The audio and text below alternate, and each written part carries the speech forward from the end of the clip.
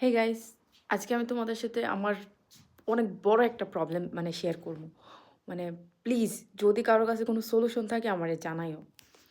আমি অনেক দিন ধরে এই প্রবলেমের সম্মুখীন হইতেছি।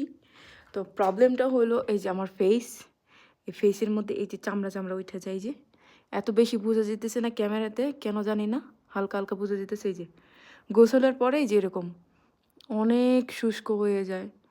ফেসে তো তেমন কোনো কিছু ইউজ করি না, মাঝে মধ্যে মেকআপ করি, তারপরও কেন জানি এরকম হয়। আমার এত বেশি বিরক্ত লাগে, সেও সব শীতের সময় না, 12 মাস।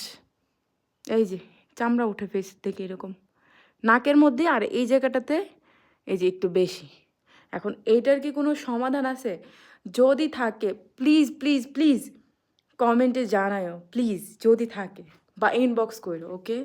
এই যে এই প্রবলেম নিয়ে আমি অনেক বেশি একটা টেনশনে আছি, কবে জানি ডিপ্রেশন